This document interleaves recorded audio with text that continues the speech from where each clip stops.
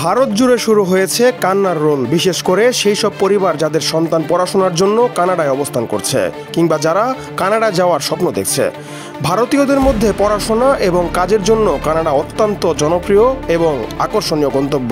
বিশেষ করে পাঞ্জাব এবং হরিয়ানার শিক্ষার্থীদের মধ্যে কানাডা যাওয়ার ক্রেস্ট সবচেয়ে বেশি। কানাডায় অভিবাসন প্রত্যাশী এবং শিক্ষার্থীদের বাড়িতে বাড়িতে ছড়িয়ে পড়েছে ভয়ানক উদ্বেগ। হাজার হাজার শিক্ষার্থীর শিক্ষাজীবন হুমকির মুখে।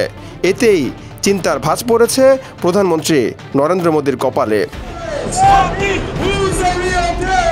শিখ নেতা হরদীপ সিং নির্ঝর হত্যার ঘটনায় উত্তপ্ত ভারত কানাডা সম্পর্ক, আর একে কেন্দ্র করেই এখন ভারতীয়দের কানাডা যাওয়া বন্ধ হওয়ার উপক্রম হয়েছে।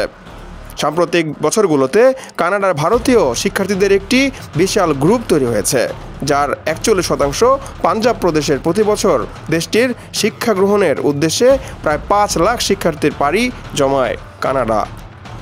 আন্তর্জাতিক ছাত্রদের মাধ্যমে প্রতি বছর কানাডায় আয় অন্তত $16 বিলিয়ন। কিন্তু শিক্ষার্থীর জীবনে মাঝপথে এত অর্থ খরচ করেও কানাডা থেকে খালি হাতে ফেরার সংখ্যায় উদ্বিগ্ন ভারতীয় শিক্ষার্থীরা।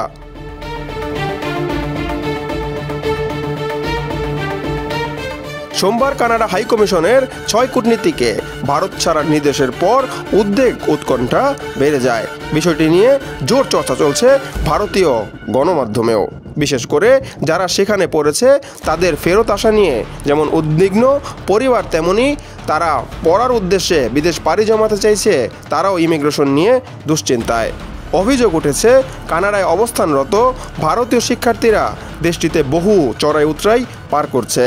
তা সত্ত্বেও উত্তর ভারত, বিশেষ করে পাঞ্জাবের শিখ সম্প্রদায় এবং অন্যান্য গোত্রের শিক্ষার্থীদের জন্য এটি এখনও বিশাল সুযোগ, যার কারণ কানাডায় পড়ালেখা শেষ করার পর স্থায়ীভাবে বসবাসের সুযোগ পায় শিক্ষার্থীরা। हम भी कल की डेट में वहाँ पे स्टडी के पर्पज से जाना चाहते हैं और हमारा वहाँ पे जाके सेटल होते हैं। গেল বছর নির্ঝরের মৃত্যুর পর দুই দেশের সম্পর্কের অবনতি হয়। বুধবার এ নিয়ে আবারও কথা বলেছেন কানাডার প্রধানমন্ত্রী জাস্টিন ট্রুডো। বলেন, কানাডার সার্বভৌমত্ব কি লঙ্ঘন করেছে ভারত? এটি তাদের ভুল।